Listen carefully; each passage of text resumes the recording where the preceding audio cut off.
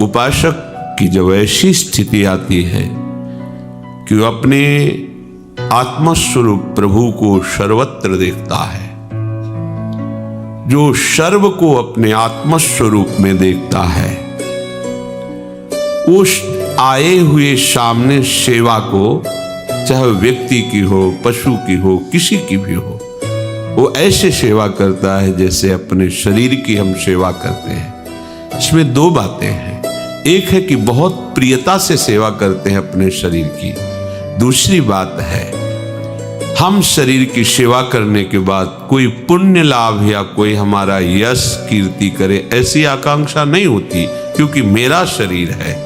ऐसे ही संपूर्ण चराचर को श्री भगवान कहते हैं वो अपने शरीर की उपमा से सब जगह सुख दुख का अनुभव करता है। सब सुखी है, सब आनंदित हैं, ऐसा उसका भाव रहता है। आनंदित रहे, सुखी रहे। पर यह भाव तभी रह सकता है जब आप सीमा से हटे।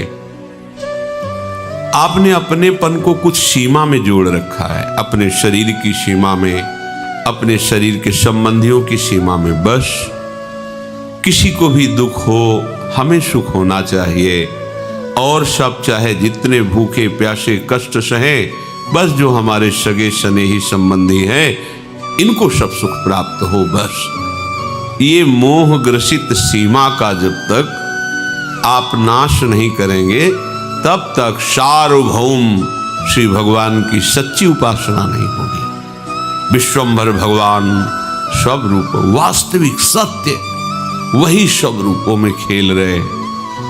वो आपका अशुभ नाश करने के लिए सेवा का अवसर देते हैं।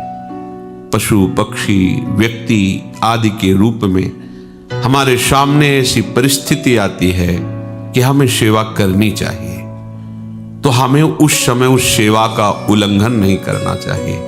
प्राप्त सेवा को भगवत कृपा मान करके, वो भगवत प्रसन्नता के लिए, चाहे वो कोई भी हो, कोई भी पशु पक्षी हो, मनुष्य हो, कोई सेवा के समय ये नहीं देखा जाता कि ये कौन है। भावना की जाती मेरे प्रभु हैं, मुझे सेवा का अवसर दिया है। पर हमारी तो दशा ही कुछ बिलग है। हम प्रभु की भी सेवा करते हैं तो सौदेबाजी के साथ, बिना सौदे के प्रभु की भी सेवा नहीं करते।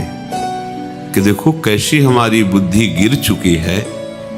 बिहारी जी आपके लिए फूल बंगला 5 लाख का बनवाएंगे, आप हमारा ये काम कर दीजिए। आप विचार करो, क्या तुम बोल रहे हो, तुम्हें समझ में नहीं आ रहा? ये रुपया ले लो, ये फूल बंगला बनवा दे रहे हैं, तुम्हें 56 भोग पवा देंगे, तुम ये मेरा काम कर दो। जैसे किसी व्यक्ति से कहा जाता है तुम्हें 5 लाख रुपए देंगे, तुम्हें एक बंगला भी दे देंगे, तुम्हारी व्यवस्था कर देंगे, उस दुश्मन को मार दो, या अमुक कार्य कर दो, या अमुक कार्य कर दो। कौन हो आप? भक्त हो आप भगवान की सेवा कर रहे हो, आप भगवान की उपासना कर रहे हो कि उनको आदेश कर रहे हो? मालिक तुम बन गए अपने शरीर के, अपनी कामनाओं के। कहां हो तुम मालिक? शरीर पर तुम्हारा अधिकार है। जब जहां जो जैसा होना वैसा हो जाएगा, तुम रोक पाओगे? अरे प्रभु को प्रभु की जगह रखो, प्रभु को नौकर बनाने की कोशिश मत करो। प्रायः हम भक्त कहलाते हैं, हम सेवक कहलाते हैं, और स्वामी के साथ बर्ताव कैसा करते हैं? तुम्हें हम पाठ सुना देंगे, तुम्हारे मंत्र का इतना जप करेंगे, पर इतना काम करना होगा आपको। क्या है तुम्हारी बुद्धि? बोले फिर हमारा काम कैसे चलेगा? तुम्हारे मांगे बिना वो समझेंगे थोड़ी तुम्हारी बात। हरे अनंत माताओं में वात्सल्य समुद्र प्रभु का एक अंश विराजमान है। अनंत माताओं में वो अपने प्राणों की बाजी लगा करके अपने सेवित पुत्र की रक्षा करेगी। किस समय क्या उसको पवाना है, कैसे रखना है, ये बच्चे का विषय नहीं है। बच्चा तो निश्चिंत रहता है, ये सारी चिंता मां को रहती है। अनंत माताओं का वात्सल्य, प्रभु के वात्सल्य समुद्र का, अगाध वात्सल्य समुद्र का एक बिंदु है। ऐसे प्रभु को तुम्हें कहना पड़ेगा कि हमारी ये व्यवस्था कर दो। क्या समझे हो तुम प्रभु को? क्या समझे? तुम भक्त हो? विचार करना। देखो ये सत्संग है, अगर आप इसे ठीक से श्रवण करेंगे, मनन करेंगे, तो आप बहुत जल्दी जो साधनाओं से काम नहीं बनता वो इससे बन जाता है। इसलिए सत्संग के बराबर कोई नहीं साधन रखा गया है। तात स्वर्ग अपवर्ग सुख धरी, तुलाए कंग तूल न ताहि सकल मिल, जो सुख लव सत्संग। हम प्रभु के हैं, इसकी पहचान यही है कि प्रभु की जगह केवल प्रभु होने चाहिए। प्रभु की जगह कोई वस्तु प्रभु बनकर, कोई व्यक्ति प्रभु बनकर, कोई व्यवस्था, कोई घटना, कोई परिस्थिति प्रभु हमारा न बन पावे। आप विचार करके देखो, क्या इतना सुरक्षित है आपका प्रभु का स्थान आपके हृदय में?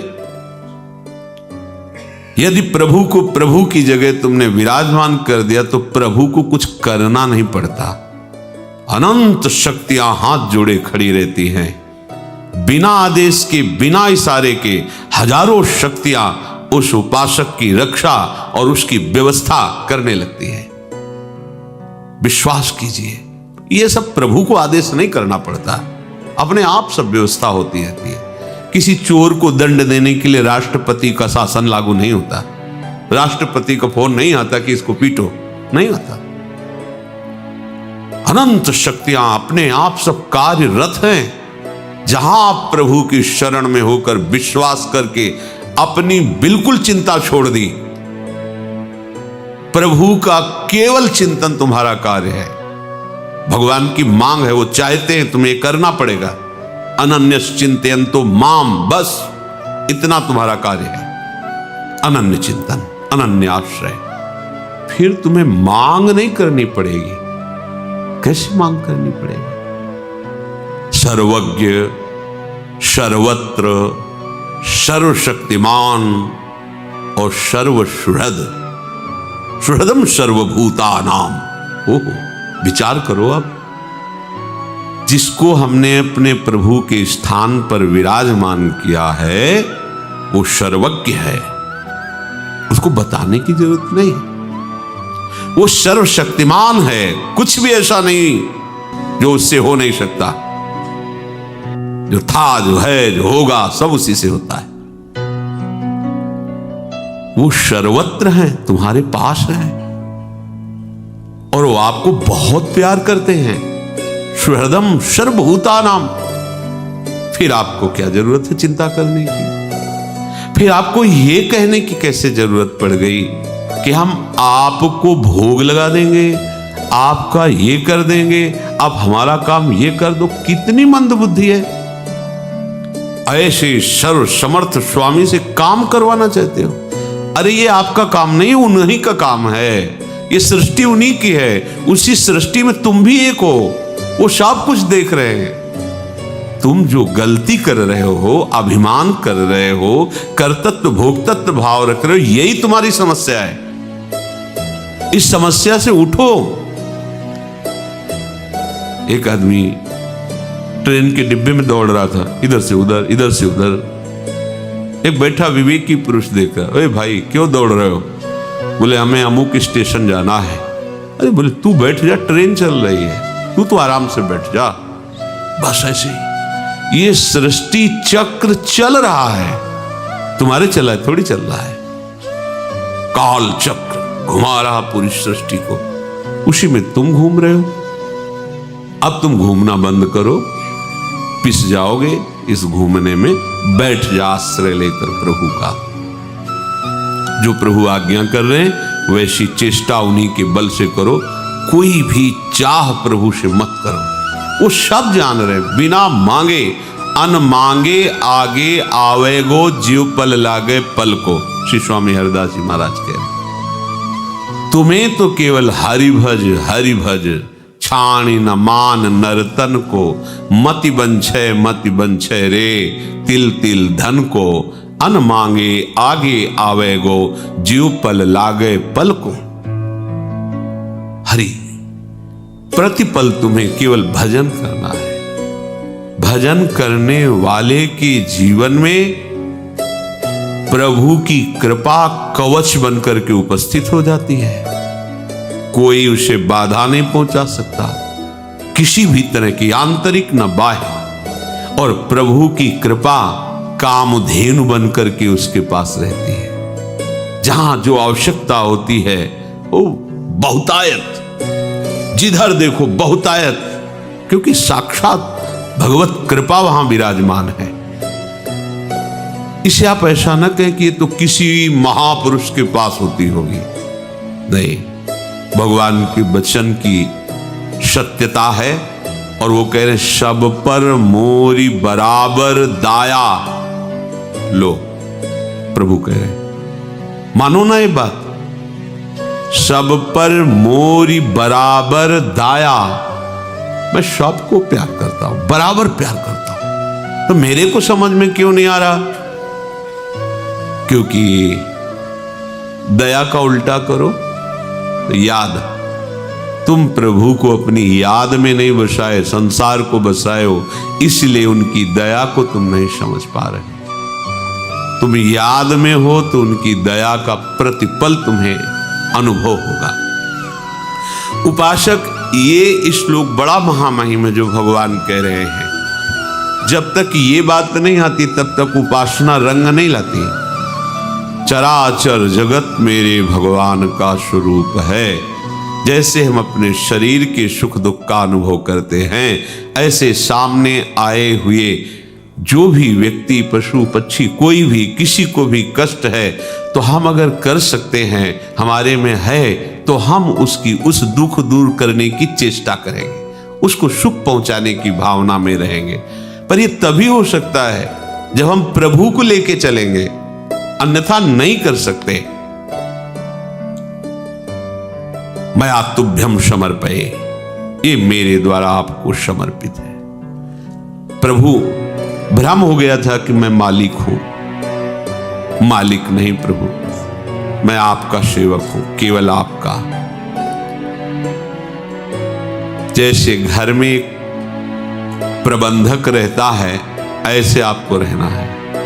नाथ सकल संपदा तुम्हारी,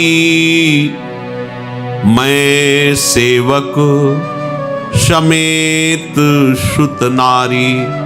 जो कुछ है ये सब आपकी सेवा की सौंध है। नाथ, मैं आपका सेवक हूं। प्रबंधक, सेवक, मुनीम ईमानदारी से सेवा करता है मालिक की आज्ञा के अनुसार। वो मालिक नहीं बन बैठता। अपनी गलती को मिटाइए, अभी परमानंद की वृत्ति उदय हो जाएगी उनकी कृपा से। ये आप ऐचाता नहीं, ये मन की चंचलताएं, मन की विवशताएं बहुत विचित्र हैं, नहीं सह पाओगे। सीधे समर्पित करो, उनके हाथ में डोर पकड़ा दो। वो इतने बलवान हैं कि ऐसी लगाम खींचेंगे, सही मार्ग पर घोड़े चलने लगेंगे। बहुत कृपालु हैं, बहुत, कैसे बताएं।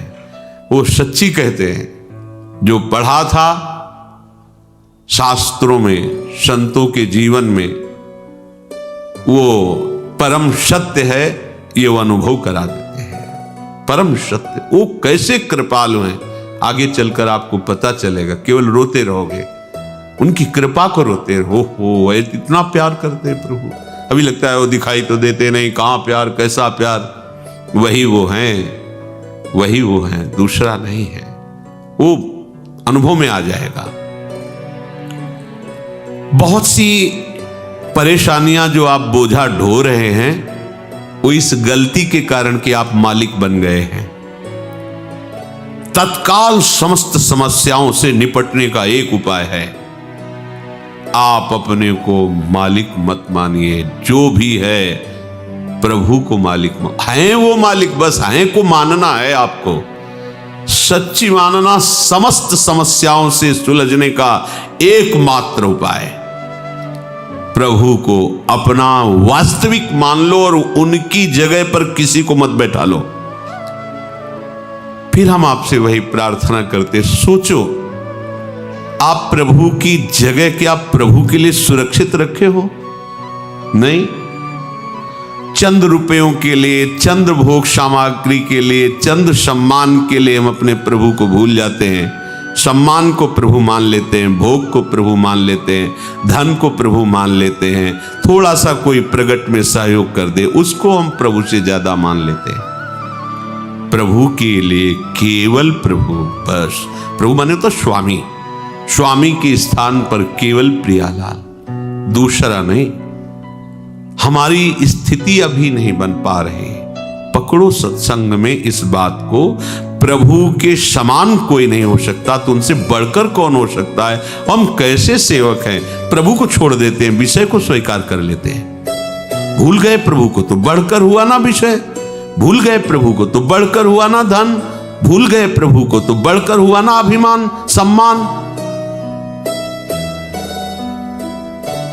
सिर्फ आपको संभालने का कार्य दिया गया है, आपके स्वामी प्रभु ही हैं, ये स्वीकार करना है। ईमानदारी तुम्हारी यही रहेगी कि सब सामग्री सेवा की है और तुम सेवक हो। जिस समय तुम्हारा कहीं भी अपनापन नहीं रहेगा, मालिकपन नहीं रहेगा, उस समय तुम्हें कृपा का अनुभव होना शुरू हो जाएगा। कैसे प्रभु दुलार कर रहे हैं, कैसे संभाल रहे हैं। अभी बेईमानी है इसलिए ठीक समझ में नहीं आ रहा। तुम्हारे पास कुछ तुम्हारा ना बचे तुम्हारे हृदय में, इसका भाव समझिएगा। तुम्हारे पास कुछ तुम्हारा ना बचे तुम्हारे हृदय में। हृदय में जब खोजो तो तुमको लेकर के और तुम्हारे को लेकर कुछ नहीं बचना चाहिए।